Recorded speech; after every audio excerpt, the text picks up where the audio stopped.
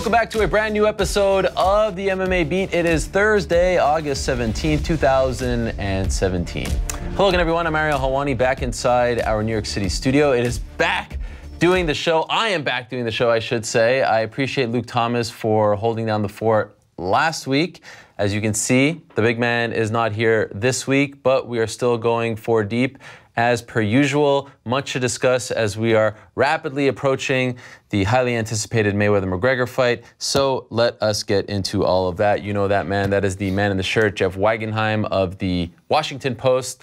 That is the Colombian kid, Danny Segura of MMAfighting.com. And that, of course, is the man in the hat, Chuck Mindenhall of MMAfighting.com and The Ringer. All right, guys. So what are we, 9 days out now? Today's the 17th. Yes, 9 days out.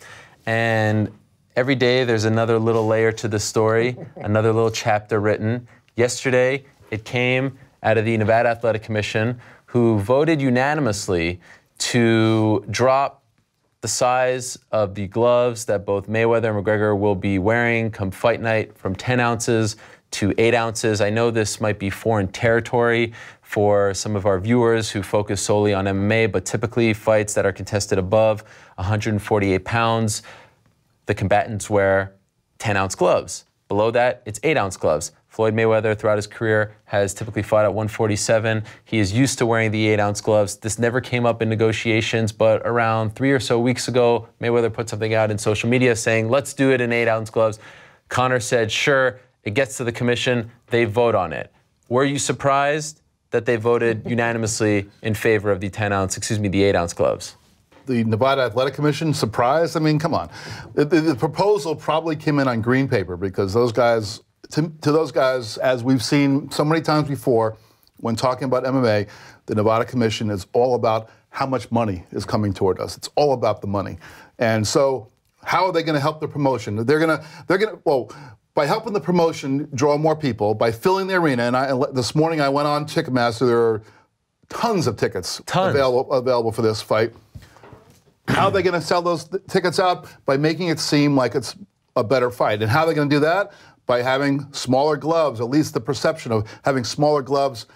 That gives, McGregor, who has the quintessential puncher's chance of winning the fight, gives him a bigger chance. And so the Nevada Commission plays right along as all of us would expect. I mean, even those of us who mostly focus on mixed martial arts have seen, Floyd Mayweather gets pretty much what he wants with the commission because he brings the state of Nevada a ton of money. So this is just the latest of that. The ringside physicians put out a statement the day before yesterday saying that they really want the commission, when discussing this, to look at the scientific evidence, to pretty much stick to the rules. There's a reason why in 2006 they put these rules in place. Don't make any exceptions, essentially, is what they were saying. Nevada never even brought that up. They never even talked about it. They never really addressed it. I mean, there was some talk, with a doctor, but I mean, it was kind of all done very willy-nilly. Is this essentially, when you're thinking about a fight where a 49-0 guy is being, allowed to fight a guy who's 0-0 in boxing, should this even, should this come? I'm surprised that anyone is shocked about this. Should this come as a surprise to anyone? I think this fight's so big, and like Jeff said, that we knew the commission was gonna pretty much do whatever they were gonna, McGregor and Mayweather wanted. What I am surprised is that Mayweather wanted to fight in 8-ounce gloves. I know he's has tons of experience fighting in 8-ounce gloves as opposed to 10. But I mean, we can all agree that although it gives advantages to both guys, probably it favors more to McGregor. So that was probably the biggest takeaway for me, the fact that Mayweather did go ahead and wanted to compete in 8-ounce gloves with McGregor. Yeah, this is one of those weird situations. I almost feel like Floyd Mayweather could go before the board at this point and say, I want a referee that's on a unicycle and I want him to be a clown, and they would at least consider it before they would say, like, no, we can't do that, that sort of thing. But at the same time, like, when you think about, like, Floyd Mayweather, and I think I saw that 46 of his previous 49 fights have been in those size gloves. He has obviously a glove fetish of sorts. He wants them to be exactly how he feels comfortable.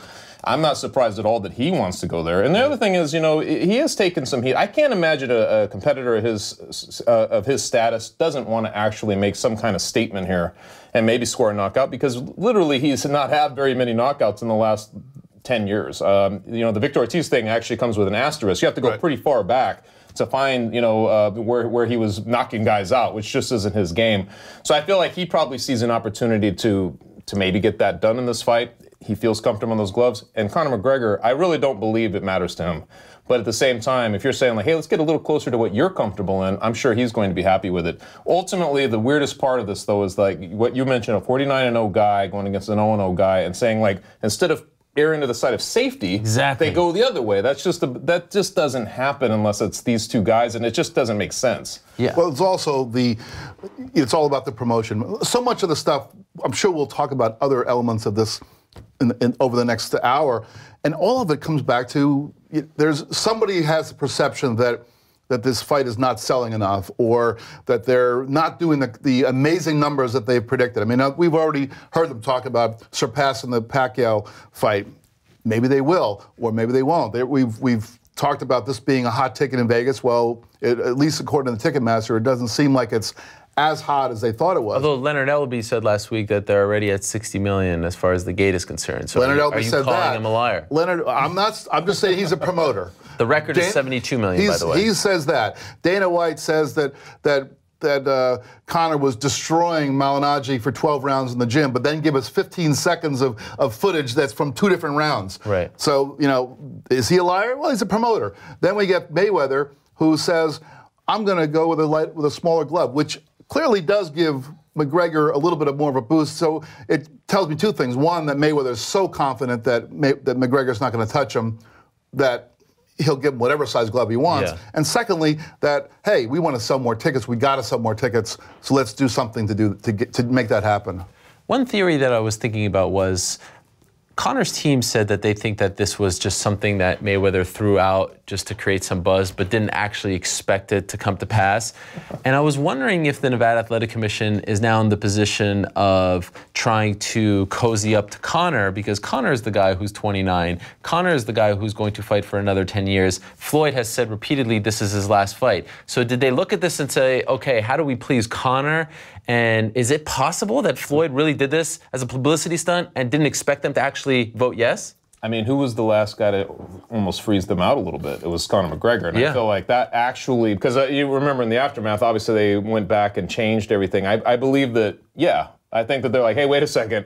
We just almost pushed our looming cash cow, the guy who could be around for a long time, out of Nevada. Let's not do that again. So I do feel like that's part of it. But I absolutely do think that Mayweather was just trying to stir up just drum up some publicity like that, and probably didn't expect that to get done because it hadn't been done. Like you said, above 148 pounds, they just don't do that. So I think he was just more like throwing it out there just to create buzz and conversation. And then all of a sudden, here we are. I will say, for me, it adds just a smidge more of something to it, because you feel like, from Conor McGregor's standpoint, coming over and doing this, the boxing gloves just look different on him. You know what I mean? But if you can get them just a tiny bit smaller, so you're 2 ounces, it's like there's something about that, especially knowing his power and also knowing his chin. And I don't know if he's already in the head, basically saying what he believes Floyd is going to do, because we know what he does is he points out to his opponent what he thinks they're going to do to keep playing the game before the game. I just think he wants to get Floyd to engage with him. That's what he's basically doing. And I don't think that either one of them expected this to happen, but here we are. And it's just one of those twists, man, that just keeps in a fight that has so many. I agree with Jeff, though. I agree that this was a brilliant sort of marketing ploy, because like yesterday, I was picking up my son from day camp, and someone came up to me, a counselor, and was like, so are they going to fight in 10-ounce or 8-ounce gloves? I don't even know if people understand what the difference is, but it's just another layer to help sell the fight, like Paulie, like, these sort of fabricated storylines that we did not expect going into it have kept this fight in the news throughout, right? I mean, it doesn't stop. And it's also not only the fact that, they're bringing down the glove size, right? And then everybody's like, okay, Conor, might have a little bit of knockout power, but also the fact that McGregor and his team were pretty confident in saying, well, if this does happen, this is going to end up in a 1st or 2nd round knockout instead of 4th. Well, that's his whole thing, right? His biggest thing is like, I'm going to go knock him out. It only helps his cause. Sure. Right. What were you going to say that? I was just going to say that it brings it down to the most simple terms. I mean, you think about this. In order to make this the big event that everybody expects it to be, you have to draw in not just boxing fans, not even just MMA fans, but this grand public who many of whom may not even watch either of these sports very much. But everybody can understand that if you got 10 ounces of something here and you have 8 ounces of something here, that there's a difference. I mean, there's a lot of different aspects of boxing that are jargon-filled and people just don't understand. But anybody can understand that there's a difference between a 10-ounce thing and an 8-ounce thing. And so they just seized upon the most simplistic concept really within the fight and said, let's mess with that. So long as there's no horsehair stuffed inside. Well, exactly. That would be another one. Like people talk about horsehair. Nobody knows what that Mexican-made gloves. Nobody knows what Mexican-made gloves and horsehair. What does that mean? Nobody really understands what Connor didn't even know about that. Nobody knows. I don't understand that. I've been watching boxing all my life, but I know the difference between 8 and 10. Right? And I saw Luke Thomas had posted something about one of Floyd's previous stipulations about the horsehair and things like that. It's I don't know. It's just one of those weird things that we're examining gloves this closely, but especially on a fight of this magnitude. And just to put things into perspective, like 2 ounces might not sound like a lot, but 2 ounces is half of an MMA glove. Mm-hmm. So you know, it is a significant, you know. Sure. King Mohammed Lawal, who is an MMA and boxing aficionado, was saying to me on Twitter that he thinks that this is a massive difference. That you know. He was basically saying, and I actually think it goes back to your point, which I thought was the best point of them all, like he hopes someone doesn't get seriously injured here. Now, Conor McGregor is a guy who gets hit very hard with 4-ounce gloves. We've seen that he has a pretty damn good chin. But it is amazing to me, and I would love on Fight Week if the commission met with the press, Bob Bennett, Anthony Marnell, the chairman, because look, you do have to answer some questions about why this fight is happening, and it can't just be about money. I mean, not that long ago, we saw someone in the state of New York, which completely changed the way this commission here regulates combat sports, get serious brain damage. And, you know, here you have a guy who's 49-0, who boxes at an incredibly high rate, fighting a guy who's 0-0. Now, I'm not suggesting that I think that Conor is in danger. Quite frankly, I think it's crazy to rule him out of the fight, but they should have to answer some questions as to how they came to this conclusion in terms of sanctioning the fight, why they're making it 8-ounce gloves. Like you said, if anything, they should be erring on the side of safety, being conservative, not going more into the loosey-goosey territory. Now, I have, as much as anybody, I've leaned on the 49-0 versus the 0-0, and I stick to that. But I do think we have to allow for the fact that Conor McGregor is an elite combat sports athlete.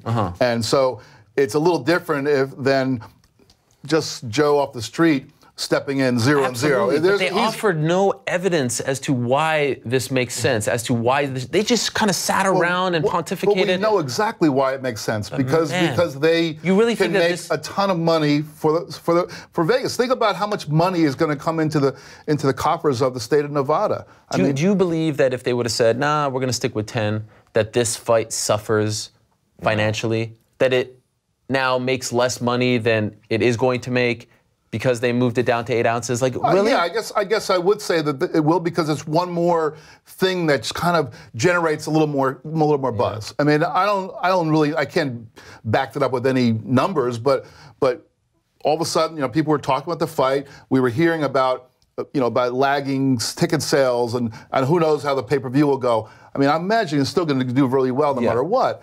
But if you added one more element, some people might just say, I wasn't interested, but now I might see, this could be a knockout. Look, what is the biggest complaint about Floyd Mayweather as a fighter? He's a guy that doesn't engage. He's a guy that can defend you off and make you miss, and then if he does get hit, he's out of there. Well, McGregor's not going to have a lot of chances to hit him. McGregor's going to have to make, every time he connects with Mayweather, he's going to have to make it count, and that it will count more if he's wearing 8-ounce gloves than if he hit him with 10-ounce gloves. And likewise, on the other side of it, Mayweather is a more, if he's going to knock anybody out, it's going to be by hitting somebody a lot. And he has the boxing skills to hit Conor a lot. And Conor, of course, gets hit a lot. So if he's wearing smaller gloves, that gives him a chance as well. So yeah, it makes a difference. I would agree with Chuck, because, at first when this whole thing was announced, it was like McGregor has no chance here. Mm-hmm. But then the betting odds come out, and they're kind of close, a lot closer than what people expected. And then you start thinking, still. and then all of a sudden, then the video of Paul Malignaggi comes out, and you're like, whoa, he looked kind of good there. And then all of a sudden, the 8-ounce gloves. So then, these little things keep getting making the fight, at least the perception of the fight, a little bit more even. So it does spark a little bit of interest. However, I would like to say, combat sports right now is on the spotlight, in the world because of this fight. So safety does have to be the #1 factor, because what if something wrong happens? Yeah. I mean, this could really damage MMA and boxing, because, it's a huge fight, and all the main media outlets are staring at it, and, all the attention's on it. So you should be extra careful when it comes to this that fight. would be tragic. That would be horrible. Maybe we should get Danny on the Nevada Athletic Commission, because there's nobody on that commission who seems to care. I didn't hear anyone even offer that kind of. But they did care that this thing carried out on Twitter rather than before them, so that was a bigger complaint. I don't even know what he was upset about when he mentioned that, Anthony Marnell. Like this whole fight started on Twitter. Every time we go through one of these types of hearings, I feel like there's a side street we go down, and all of a sudden we're like, what are we doing down the side street? Why aren't we back over there? Sure. Bizarre. Okay, so then one other thing that came up, and again, I don't think, and I'll sort of echo something that drives Luke Thomas crazy, is like everything on Twitter isn't a surprise, right? No one's surprised. But really at this point, we should not be surprised when we're dealing with 49-0 against 0-0. And I'm not trying to disparage Conor's chances in the fight. It's just the fact that we are here is, this defies all logic as far as boxing matchmaking is concerned. This would not happen if it was, Joe Schmo versus Mr. X 49-0 and there was no money to be made. We all know that by now. One thing that has come out over the last few days is after Conor's media workout, the boxing community has been openly mocking him, right? I mean, you see guys like David Haye and Terrence Crawford, copying or I guess mocking his warm-up routine and the punches and how he hits the bag and all that stuff. And to me, when I watch this, it's cringeworthy, because I'm like, you guys, like, are you really, like, this could come back to bite you in the butt more? I mean, horribly.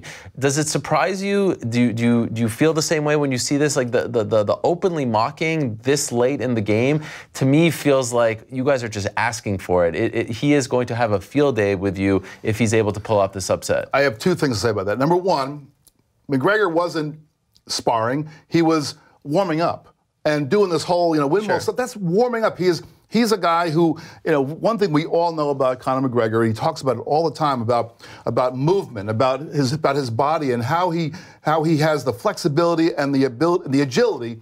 And that's created through the way he works out. And I thought that this whole windmill thing that he was doing is just another element of that. So you're mocking a guy who's warming up his body in a really, in a very smart way. That's number one. Number two, David Haye, Terrence Crawford, you think you're really tough? Any one of you guys, step in the octagon with Conor McGregor. David Haye, you're outweighing him by 100 pounds. Step in the octagon with Conor McGregor, fight him in a real fight, and you see if you last a minute, and then maybe you can talk.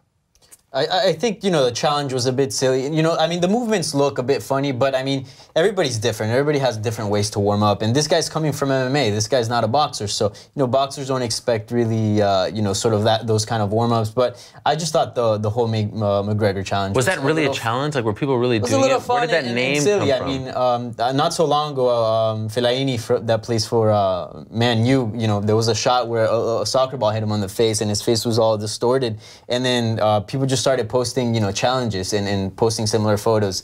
I think it's just a fun sort of social media thing. I didn't take it too seriously. We talked a little bit last week about how the divide that starts to happen, especially in light of the whole Paulie Malignaggi thing that came out of it, was that boxing and MMA will then separate again. That's the big divide, right? This is part of what makes this fun and carnival-like and everything. I just think that the boxing side has more to protect, obviously. And these guys have been they've been boxers their whole lives. They're professionals within the sport. You can almost get the sense that they're like, hey, nobody's going to come over here and just do this. They're going to cling to anything that they see to basically rally around and make it seem like a mockery to what's happening. So I can see I can psychologically understand why some of these boxers are going that direction. It's just very weird from our perspective, because coming from MMA, we know that Conor, first of all, we know that he handles space, like you mentioned, very well. He has very unique lead up that doesn't really tell you anything. Going into that Jose Aldo one, I remember writing a column that he jumped the shark by bringing in Ido Portal with that pool noodle. And I was like, okay, now we're getting into these esoteric, weird things that are going on. This could be the start of the fall. It didn't turn out that way.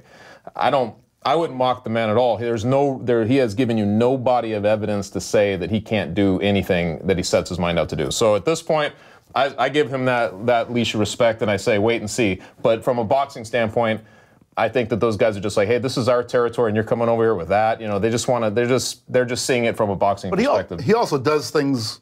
His warm-ups are different from anybody else in MMA. What's wrong with that? Nobody else in MMA. That's fine. I mean, to me, I think it's a kind of.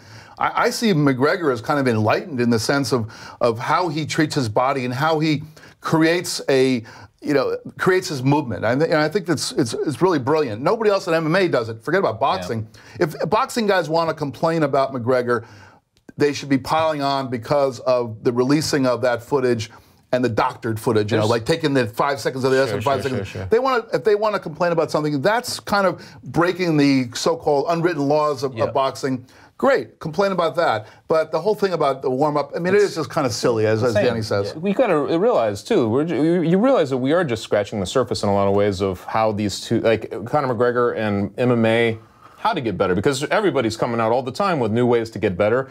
And he's one of those rare guys who understands that he can, and he really treats it seriously. And you talk to anybody, John Danaher, Greg Jackson, you talk to any coach, and they basically talk about controlling a tempest or, understanding chaos. This is a guy on the biggest stage at MSG who's putting his hands behind his back. I mean, everything he does is slightly unconventional. Everything he does, you'd be like, this is crazy. Why is he doing this? And he's come out looking great in every scenario so far. So I'm not going to sit here and be like, man, what is he doing?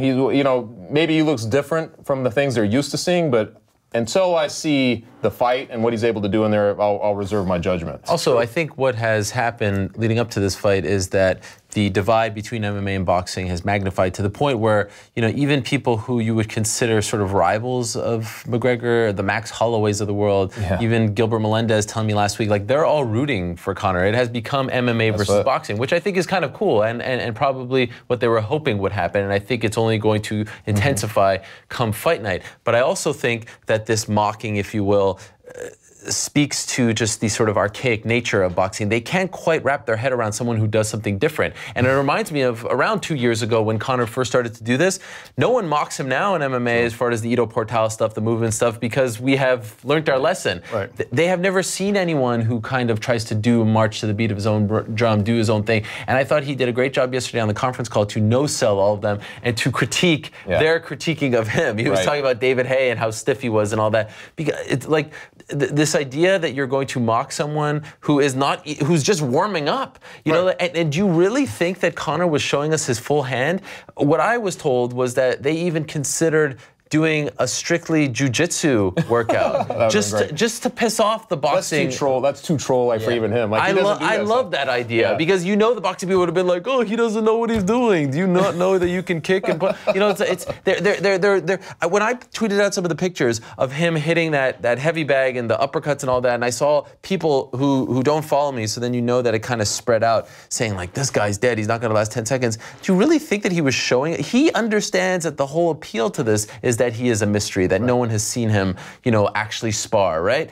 Why would he show you what he knows? The boxing world has no idea how much he studies them. Yes. He doesn't know how much he studies everything that he's going to encounter. He studies it all. Like, he already knows everything. He knows he knows his opponent. He knows the types of questions he'll be dealing in. He knows the kind of doubts he'll be. He's already projecting all that stuff. We've seen him do it a million times.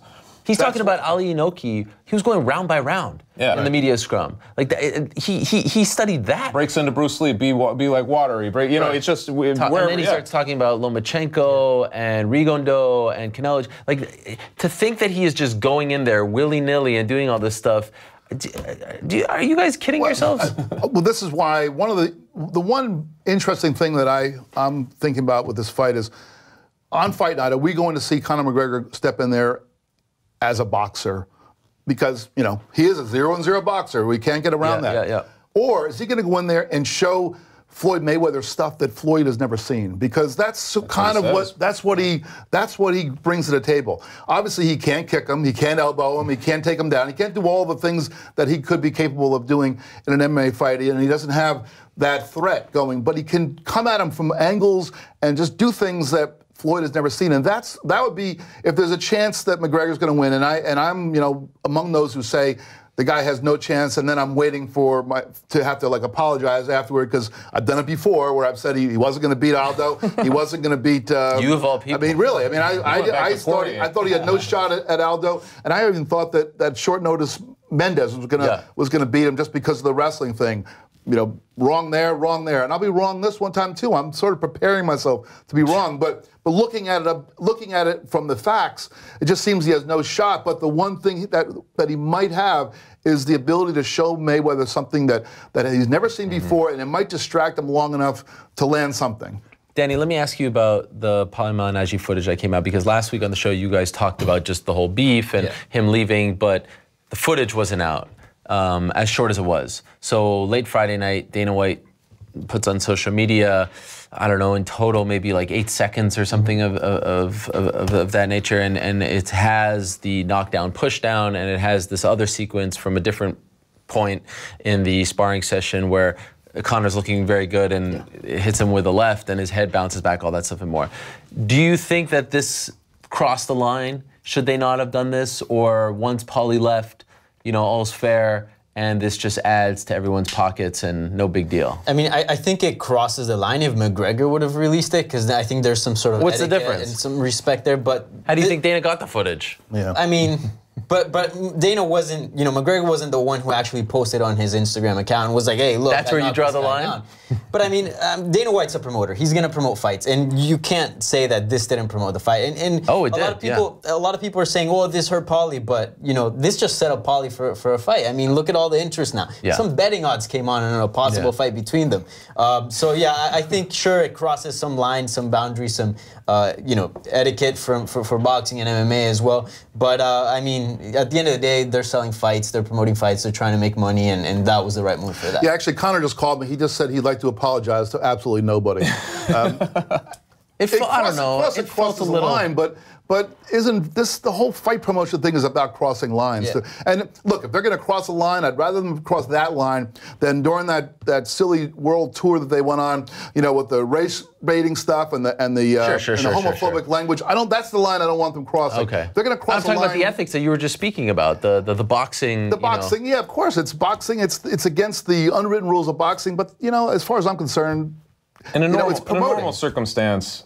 In a normal fight, a normal boxing match, you'd be like, well, this is unprecedented. Why would they do this? It's just stupid. But in a fight like this, where you're like, you got a guy who's 0-0, I just think that it's a no-brainer in some way from Dana White's perspective to be like, you know what, then he's out there chirping, saying that this was a push down on us. We have the footage. I'm going to post this up there because you know what's going to happen, right? We're all going to be talking about it. And you know what's amazing? Like I was talking to someone yesterday about this. Could you imagine speaking to a non-sports fan and trying to explain to him or her this story with Paulie and this footage and the knockdown? Could you imagine what this person would say about us, that we have devoted so much time to whether it was a knockdown or pushdown in an exhibition that does not count, and that people are actually looking at this 8 seconds and saying like, oh man, Conor has a better chance than I thought. Like, this thing is completely absurd. It is, we are drunk by it all, but like it is absurd. It really is absurd that we have devoted. Fights, though, I mean, any kind of contest, especially in the fighting world, though, it plays on your delusion. It plays on your suspension of belief, like all those things. And I feel like you have that in spades on this. Like, it goes on forever, and like you can let your imagination go just about any direction you want in this fight. That's how it's fun. I've tried to talk about people. I'm like, well, you can just have fun with it, even if you think it's stupid.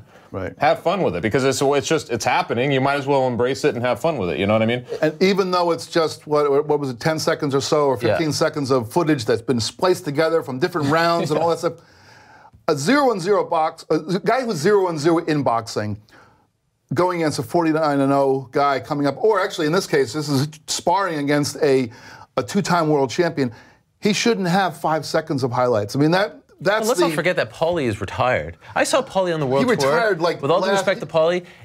He was a little bigger than usual. He was eating a lot of pizza maybe in Brooklyn. Like they got good pizza there. This is not prime Paulie Malignaggi. This is prime Conor McGregor. You know what? I don't think that you could take that much away from 10 seconds. He had just flown in, right? Like you said, he's just there, and he's won a 12-round sparring session. He was big. Yeah, I mean, look, I don't think that it necessarily means. And plus, there's a big gap between what Malignaggi can do and what Mayweather can do. So I'm not looking at this and saying, geez, I guess he has a better shot against Floyd.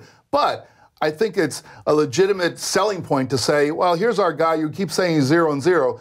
he's in there with a guy who's a 2-time world champion who, yes, he's retired, but he retired like last May. So it's not like he's been, No, we're not I talking know. like he's not in there with like Sugar Ray Leonard or something. He's in there with a guy Sure. who was active until, pretty recently. And he had those 10 seconds of highlights in 36 minutes or whatever amount of time they sparred.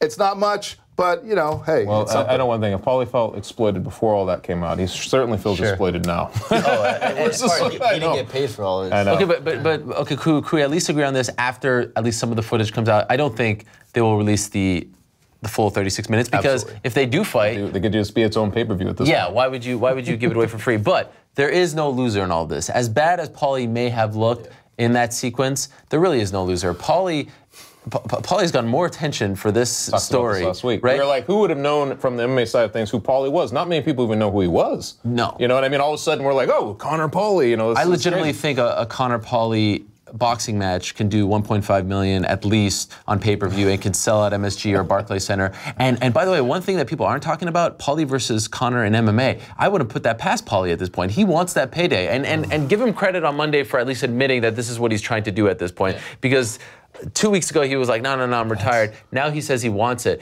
But here's the thing about Paulie being involved. Of course, he's on the Showtime broadcast, and I feel like now it's just another reason to justify the $100 price tag. I have to be honest, I kind of want to sit in the back and listen to what he's going to say on the broadcast because I want to see A, if he's going to be biased, B, what kind of technical, little nuggets he's going to spew about Conor because he's one of like probably 5 or 6 people on planet Earth that knows just how Conor boxes at this point. So this is a huge coup for Showtime. Huge for Conor, huge for Dana, huge for Mayweather, who has had to do no promotion whatsoever over the past 2 weeks, right? It's been all Paulie doing it for him. There's no loser in this. I do think that I do hope that Showtime's not pissed him because when you had him on the hour this week and you asked him, whether after being in with Conor he thinks that McGregor has a better chance, he basically gave us a non-answer answer. It was a good one. He said, I don't want to give an answer because I work for Showtime and they rely on pay-per-view buys, which is about as much as close to saying this. He has no shot as you could possibly get. I mean, really, he's basically saying, I don't want to ruin the pay-per-view. There might have been a bit of ego in that response, right? Because if he says he does have a chance, then what does it say about him? If he says he has a chance, he doesn't want footage. Yeah, he doesn't want to say it because he also, he probably doesn't want to believe justify what we just saw. But again, it was. But please, no, not MMA. Don't bring. If you also. You don't want to see Paulie versus Conor at UFC 225? No, not at all. I mean, look, a boxing match between them is one thing. Yes. But if you add in. Say, okay, Conor, we'll also let you do the kicks and we'll let you do it. Forget about it. I mean, Malignaggi is going to get a head kick. Such a step of illogic that I couldn't even follow that. Like, if Paul Wait a second. You know what's happening in 9 days, right? Yes, but coming from that, then we take this little pod out of this and into like a world where Paulie is going to be in MMA and fight him ahead of all the contenders and everything. You'd be like, what is going on? Better chance of happening. Max Holloway, Conor in MMA in the UFC, or Conor versus Paulie in boxing? Man, that's a rough one. I would say the Paulie fight. To be honest. I think there's how crazy is that? I think there's a lot of interest there. Sad. Just the footage itself, and McGregor did say when you asked him on the media conference call, and was yesterday, I believe. He's like, get on the line. Join the queue, let me get this fight over with, and we'll see. He didn't say no, I'm not gonna fight him. I already beat him up. He didn't say any of that. He left totally the possibility open. And McGregor did say he wants to fight in both and have that sort of continuum. You see the Sufa boxing thing. I mean, it's not far fetched if those two guys fight by next year. I also think the fight you set up for MMA was in a division I don't think that is ever going to see Conor McGregor. 145? Yeah, I think he's long gone from there.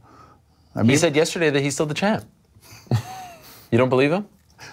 Well, he never lost the title, so in his mind he certainly has every right to be the champ. Dare but you I don't say that to his face. What? That he never lost the title? No, that he's not the champ at 145 anymore. I'm not saying that. I'm saying that he's not going to ever fight there again.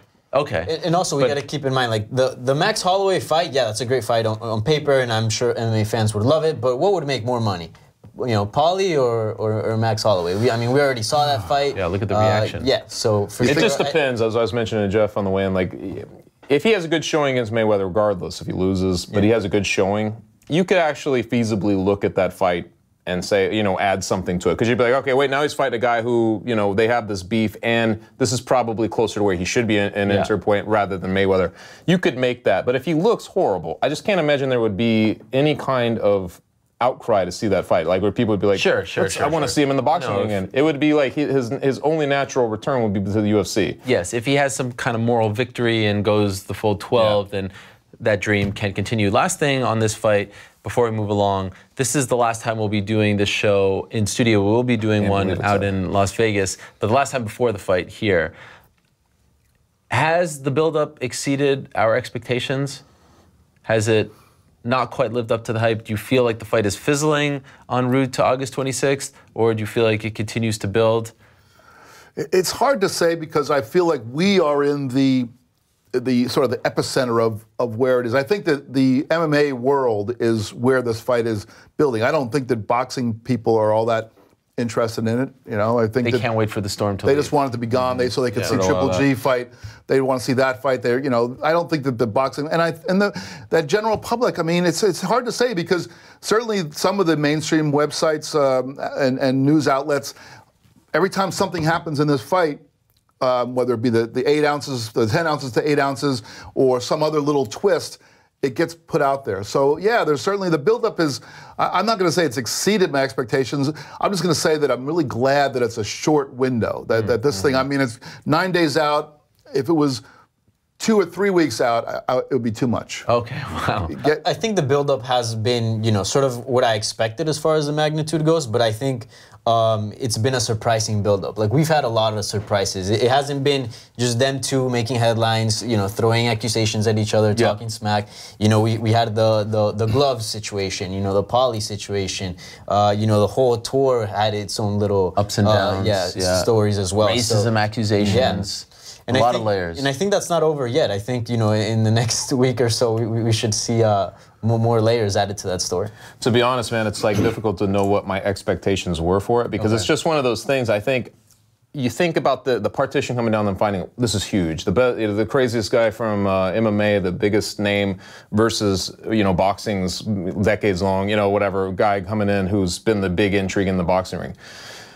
In one way, you think that's as big as it could possibly get. But I think that people haven't lost sight of the novelty of it. People haven't lost sight of the circus atmosphere. People, you're mentioning a lot of the sideline things. I think there's a lot of people who just see it spectacle alone.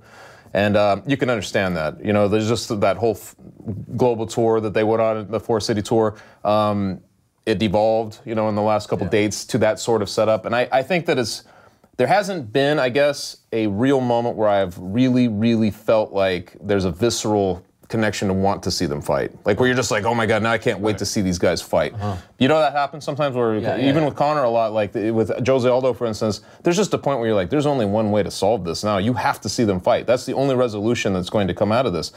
I haven't got there. But you're not sure if it can get there. It's just you're dealing with so many weird artificial elements blending in with what's literal, and I'm not sure you can get to that point. But I would say it's about as big as I thought it would get. But I thought I thought the boxing guys would be more behind it, the boxing media, and I thought the general public, you would be hearing about it a lot more by this point. As a sporting event, it's not. I think it's not generating as much buzz as a sporting event as it could have. I think it's getting the buzz as a spectacle. Next week. I think we can't really fully write that. I told you guys before the show that I was in touch with my editors over at the Washington Post. They're not sending me out there. They're sending a features writer because they're looking at this as spectacle. They're not looking at it, and you say, well, what if McGregor wins? It's the biggest upset and all that. Well, I guess they'll deal with it if that happens. But they're kind of playing the odds and saying, well, this is probably not going to happen. So let's get a feature writer out there to write about the whole scene, the spectacle, and all that, rather than getting somebody who covers the sport to cover it as an actual sporting event. So I think that's kind of a little more prevalent than you'd expect. I'll say this about the buildup. I feel like they have done a good job of keeping it in the news. It hasn't just been Floyd and Conor, as you mentioned, just going back and forth. It feels like every time it kind of got quiet, something would happen. Even like the Draymond Green jersey thing, like that kind of exploded for a couple of days.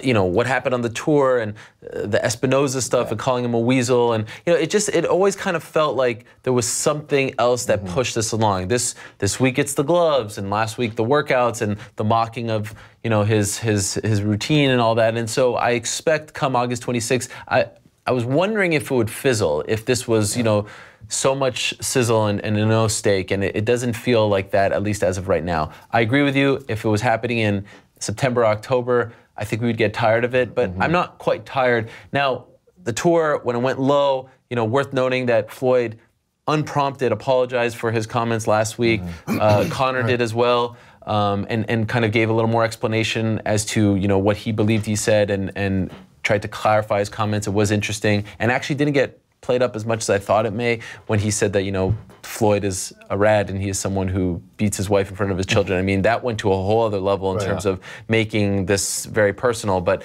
we'll see what happens next week. They're not going to be in front of each other a lot. They're going to have one more press conference, but I don't feel like it has sort of flatlined. And that was possible because there was a chance people would get tired of them. But you have the best MMA promoter, self-promoter in McGregor, the best MMA promoter in Dana White, and the best boxing promoter in Floyd and his team. I mean, when you put those together, you're gonna get some, you know, something's gonna get stirred up. I'm happy you mentioned Dana, by the way, because one thing that I've enjoyed about this process is that Dana doesn't have to hide his bias. He could be boxing promoter in this case. He's so good at hiding his bias. Too. Well, no, but I mean, like, look, we have been critical of him over the past year or two, thinking that he lacks enthusiasm as a promoter, that he's just kind of checked out at times, that he makes strange decisions like, you know, disparaging his champions who he then has to go out and promote. In this case, he is all in on Conor. He can be all in on Conor. He can be the Bob Arum. He could be the Don King.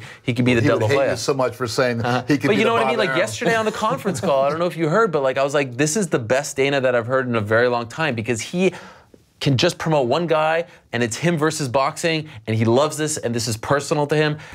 As far as like us, you know, critiquing his promoting skills, which we have done on the show, this is the best Dana that we've seen in a long time. It's like a rejuvenated Dana. And I don't know if he goes back to his old self come 215, probably, but it feels like there's a little more pep in his step here. And he works better at this stage as the boxing guy who can pick and tell you who he wants to win, as opposed to the guy who's trying to remain neutral, because I think sometimes he lets his feelings, like with John Jones, get in the way.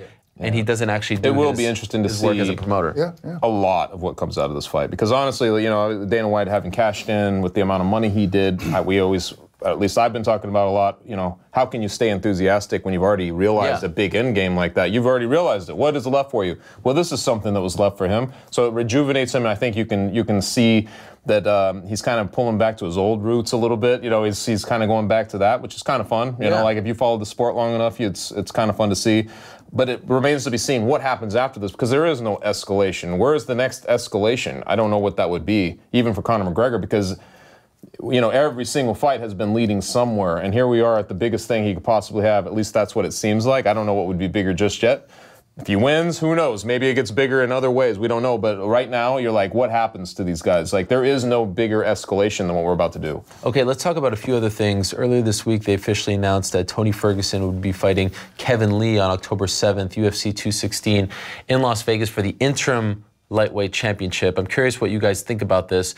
UFC 216 has suffered greatly. It looked like they were going to have, you know, at least 2 titles defended on that card. For various reasons, from what I'm told, they tried every single available champion. No one was available, whether it was injuries, contract disputes, etc. 217, the MSG card, looks strong, at least as of right now, with GSP Bisping middleweight title, and just announced last night, Cody Garbrandt versus TJ Dillashaw. Right now, this is the main event. There may be another one, but this is the title fight on the card, and you know that they want title fights on their pay-per-views. What do you think of this matchup?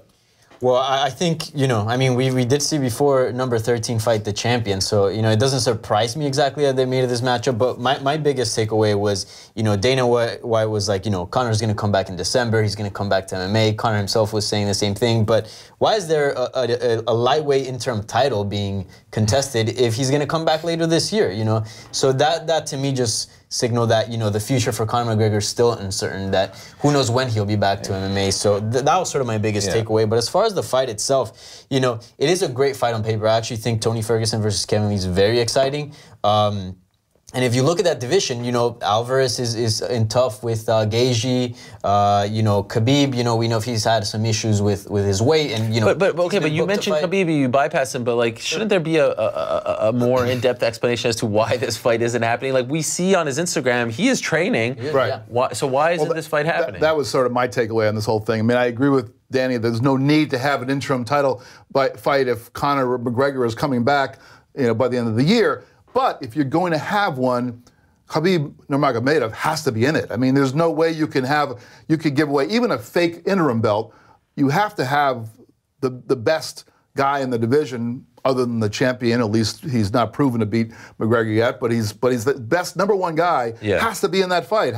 That's not to disparage Kevin Lee. He's a really excellent fighter, and he should be right up there, maybe to be the next guy in line. But he's not one of the top two. He's not one of those. It's got to be those two. It's got to be one of those two guys. They have to be the ones to be fighting. If you're going to create a belt, anything that, you know, anytime a belt's on the line, you got to look at it differently. You can't just say, well, we need a fight for 216. You know, that is what was said. Of course, that because Khabib was ready to fight on the next month, but they needed a fight a month ahead of time. So, okay, make the fight, but don't make it an interim title. It's better than home de renommée. You know, it's like you get into that situation where they had to create something, a belt, because in their mind, you know, to do the pay-per-view, there has to be that symbol attached to it that's being contested over. So it's better than that, because you do have guys on these winning streaks going against each other. But the problem is, I don't know how you guys feel, but Tony Ferguson particularly, like his Khabib Nurmagomedov fight was the one that was going to get him over. It was how he treated that fight. So he wasn't there yet. He was just a guy who's surging forward. You needed to see him in that crossroads. We didn't get that. So now you're putting him in prematurely into a situation like this, maybe against a guy who's too young. He's only 24 years old. He hasn't really beaten the cream of the crop yet, and he's being thrust in this position out of necessity. And these things, every time we do this, and they kind of breaks off from logic, are always tougher to swallow, you know what I mean? It's a great fight, but adding that interim title that doesn't make sense other than to fill a spot, like they created just to fill a spot, that never jibes that well with me. And if this remains the main event, I mean, is this a suitable main event? Like, is this passable? I mean, it's certainly an exciting fight. If you're looking at it from the perspective of would I like to sit down and watch these two guys fight? Well, yeah, I would, because they're both tremendous fighters. They're really exciting fighters. $59.99.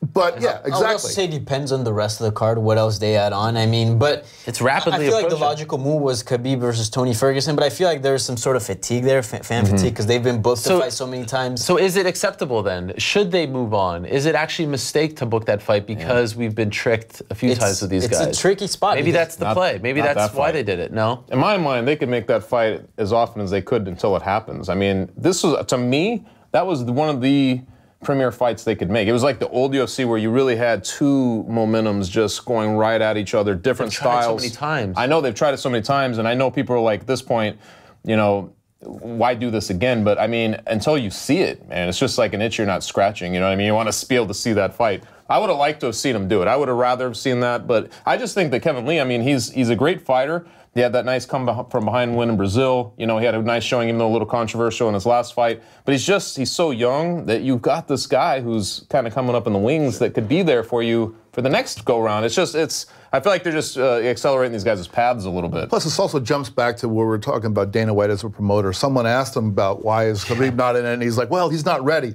And so I'm thinking, wow, did I miss it that he re-injured himself? So I'm going online looking at, and then I read that, well, they wanted to fight in November. I mean, we're talking like less than a month. Okay, how about this?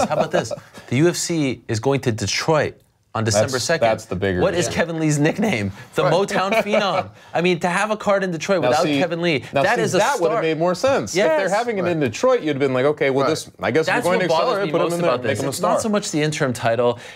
Look, those belts are just, they're a dime a dozen now, and I honestly, sure, get Ferguson more money. He got screwed out of 209. Get Kevin Lee more money. That's all it represents. Right. Whatever.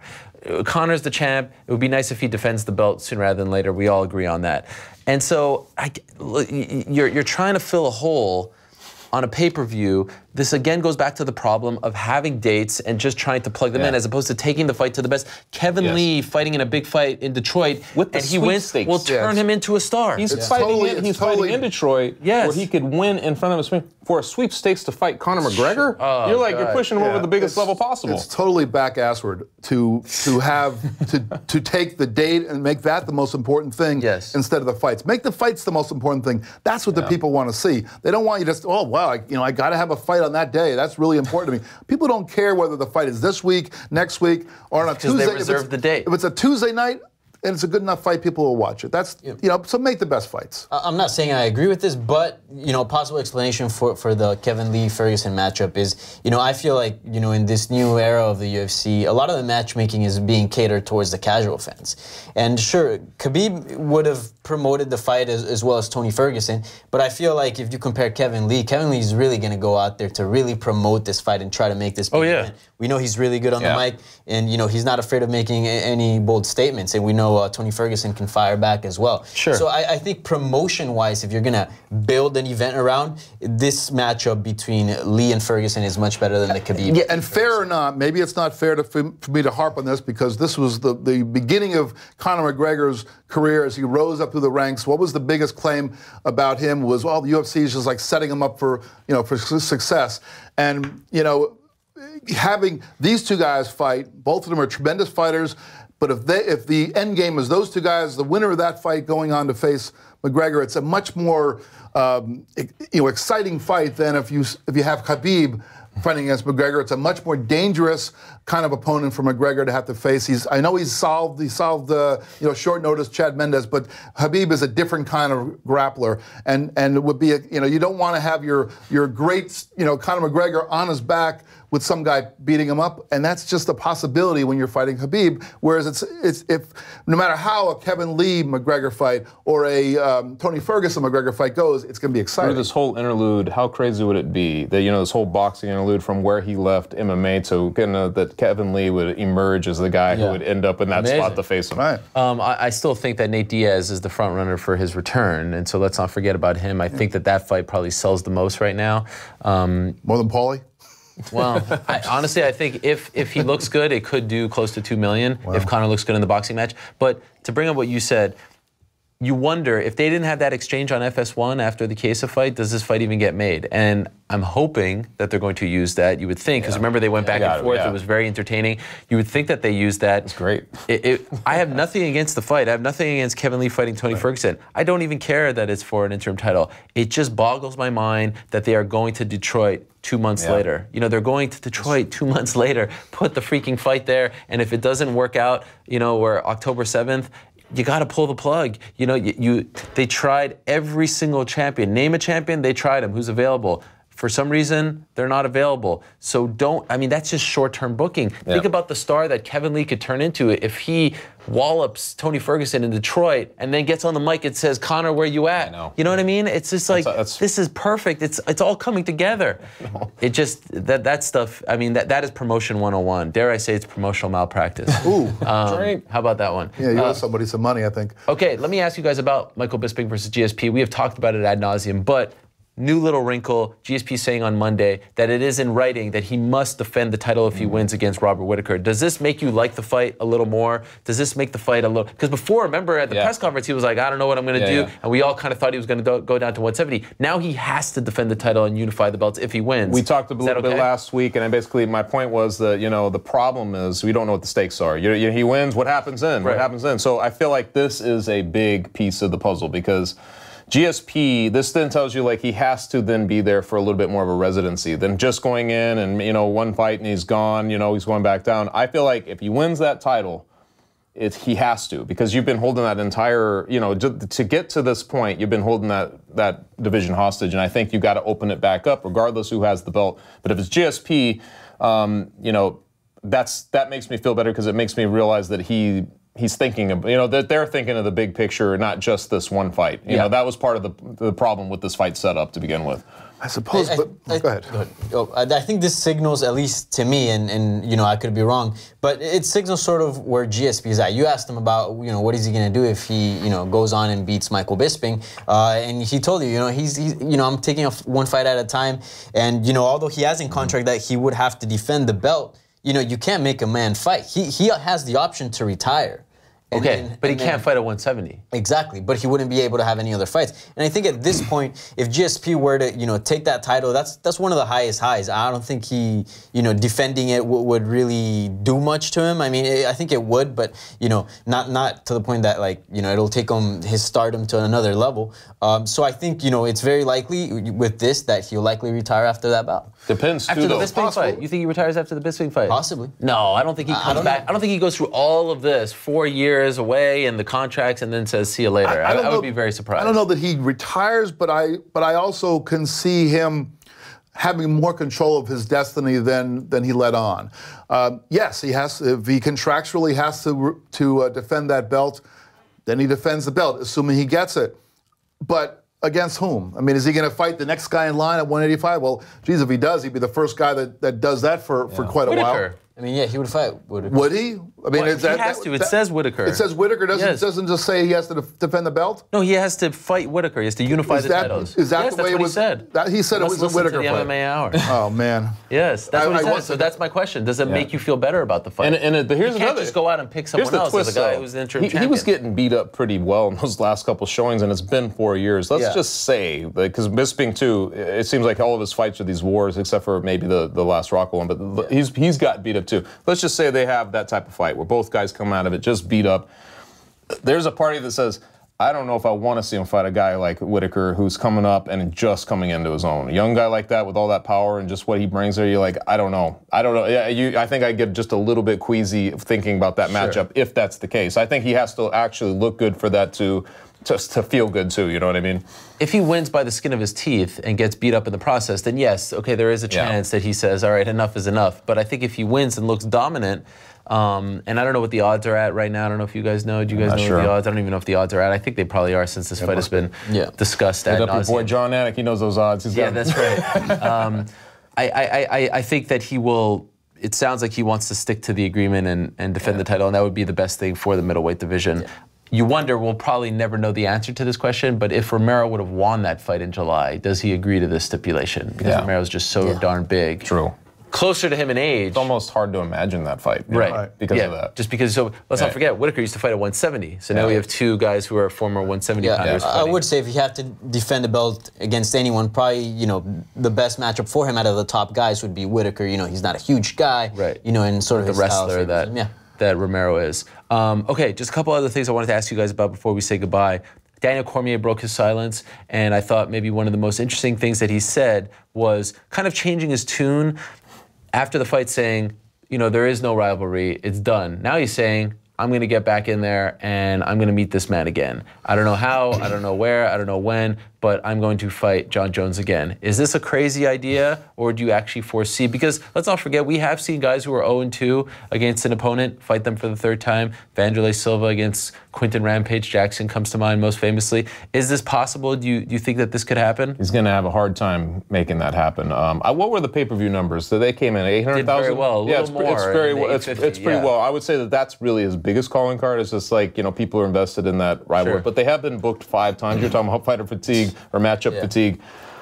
It's going to take some circumstance to really pull something like that together, where we come to think of that fight as a necessity again. Because right now, just the way he was finished and everything that happened in that fight, it just didn't seem like they would ever face each other again. That was kind of the hard part of it, right? I can see why Daniel Cormier would want to fight him again. I'm just not sure you're going to get John Jones, especially if he, I know that Cormier could fight him at heavyweight too, but if he goes on to the heavyweight division, who knows? I just don't see the path, but you never know. I would say that I'd put it like less than 10% of that fight happening again. You would actually ask them in your interview, because I sometimes do listen to the interview hour. Not always, Jeff. but I must have missed that one. But I see your tweets I did catch this one. And you asked him if he was thinking about moving back to heavyweight, and he made it sound like he wouldn't do that. So that tells me that that I think there's a better chance of Daniel Cormier being the light heavyweight champion again than there is of him fighting John Jones. Because I think that John Jones, you know, maybe he's got one more light heavyweight fight in him, and then he's going up to heavyweight, and then they need a champion. And who in that division beats Daniel Cormier other than John Jones? Maybe nobody. Right. So I could see that happening, but it just is hard for me to imagine him. And frankly, I thought that, you know, this was the chance for Daniel Cormier to beat John Jones. John Jones had been out for what? Almost a year, close to 2 years. Yeah. And Daniel Cormier was at the height of his powers. He's getting older, but he was at the height of his powers. Jones was kind of rusty. This was the chance. Yeah. And now Jones is going to be back into his rhythm. Daniel's going to get a little bit older. You know, a year from now, I just don't see it. I would give it a little bit more of a chance than these two guys. Just the fact that, you know, the light heavyweight division, I mean, Volkan Ozdemir joined the UFC 8 months ago, and now he's a UFC title contender.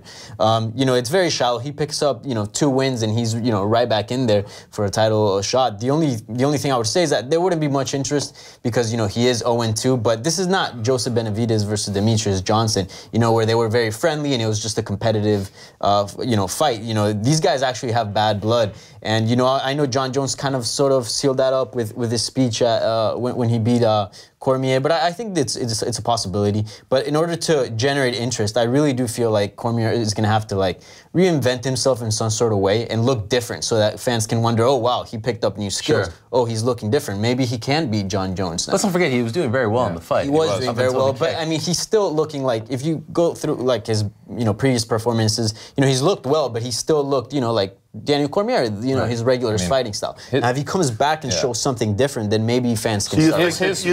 You think that Jones would stick around at light heavy? Is that what you're saying? Maybe. I mean, the line is very short. We're not talking about a long time. Would be if John Jones begins to fall. That's really his easiest path because you need John Jones at this point. He's already beat him twice and he's at the top. Well, of course, anybody wants to face the guy at the top, especially a rival like that. But he's going to need to fall somewhere along the way. I just can't see it. I don't even see a situation, even if he comes back, because what would, in a year's time, he'll be what is he now, 38, 39 years old? Yeah. You know, he's a year older, and he'd have to go through 2 guys, let's say, to even be in the conversation. We don't know where that puts him, but I feel like bad blood, you know, follows as long as it's eye to eye. You know, like they got to be at the same level. And I feel like at some point, John Jones, he can't catch John Jones now. It's going to be John Jones having to fall at some point. And the bad blood also, I mean, afterward, John Jones was so gracious and went over to him. Yeah, but DC didn't accept it. He said, DC has not even seen that, didn't he? Sure. He told you that he hadn't even watched that stuff. I think the public has seen it. And I think the public is not going to be as like, oh man, these guys hate each other as they were before that fight, because they saw John Jones, you know, kind of go over and embrace him and kind of act like in a compassionate way. And in a way, I think that kind of would hurt whatever appeal there might be for this fight. If Jones had kind of like gone over to him and gave him, like, you know, treated him like Ronda Rousey treated Miesha Tate, maybe, but not this way. Is it inconceivable to think, though, that, okay, look at the light heavyweight division. There is a money fight there between Jones and Gustafsson, in my opinion, because of how the first fight went. In my opinion, best fight in UFC history. And there really isn't anyone right now for Stipe Miocic. Now, Miocic has contract issues, and he's not coming back until they fix him. But what if DC goes up to fight Miocic next and wins? Well, that changes things. Right? I don't think that that's a crazy idea. Nothing is crazy in that sport. And then he goes up. That would be different. That brings a whole new But again, it all comes down to what DC said to you, that he's not going there. If he did it, maybe he's playing possum. Well, I'm still not ruling it out because of as you mentioned, it's sold, right? Yeah. Like you said, Benavidez, DJ doesn't sell, so there's no real desire. But I think that they would have gone back to the Miesha Tate, Ronda Rousey if they were still around and Ronda was up 2-0. So if it sells, they will do it. And this one clearly sold in a down year pay-per-view wise. I don't think I didn't expect them to say that, to be honest, but I don't think it's a crazy idea. Last thing, a man who knows DC, man who knows John Jones, Frank Mir, now former UFC champion, UFC fighter, former UFC champion as well, but he was a part of the UFC for 16 years, longest tenure as far as active fighters were concerned, and now he's in Bellator. Do we like this signing? Now, important to note that he can't fight until April of 2018 because he's still under USADA suspension, but what do we think about this signing by Bellator? seems obvious in some way. I mean, I don't know. We always talk about Bellator signing these kind of relics that come over at the tail end of the career. Maybe they have like some red tape on them and stuff like that. Frank Mir is really not that different. And you know, honestly, the strangest part is just that he has been part of the UFC. He is like the institution itself. Him and Dana have been boys for so long and everything else.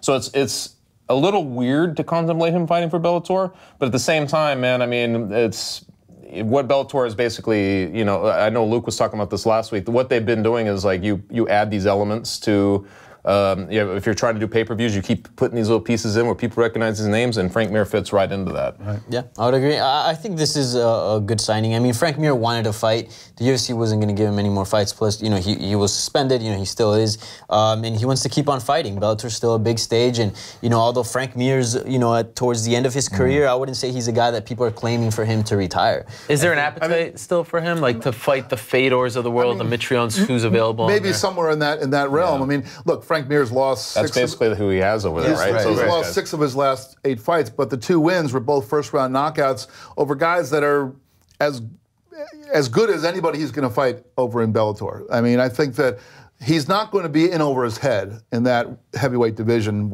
such as it is, that little tiny waiting pool that happens to be the Bellator heavyweight division. So, you know, if he's going to resume his career better that he does it there than in among the killers in the UFC. I guess I was a little surprised. I think he just turned 38, if memory serves me correct. I think so.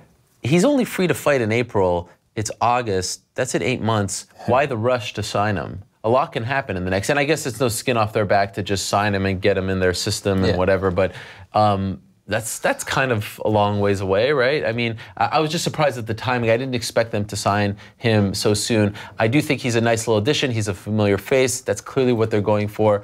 And I think he has a little more fight left in him, despite the layoff. I was just surprised that it happened now. That's it. I mean, that was my big takeaway. Yeah, also, you know, bring him in the broadcasts. I mean, the guy did a really good job when he was doing WEC stuff. He's great. I mean, he's an eloquent guy. I think that he brings something to the table, a little bit more than just what he can provide inside the cage. Sure, I think he's great. I think it was a shame that they didn't use him more with Fox. They took him away because of the suspension, but WEC, he was phenomenal. Yeah, I thought he was good. Yeah. He does ACB stuff, and I'm still unclear if he's still allowed to do that once he starts fighting. I actually asked Bellator that, and they didn't get back to me, but I think at least as of now, he's going to be their color commentator. So some good news for Frank Mir. All right, we're out of time, guys. It's the last one we do here before the big show. I'm getting a little sad. I don't know why. I don't know what the emotions are. It feels like we're going off to do something special, but it's just another day or another week. You're just returning to Vegas for like the yes, exactly, for the 1000th time this summer, it seems like. So that is the news. The news is that we will be doing a show on the road next Thursday, same time and place.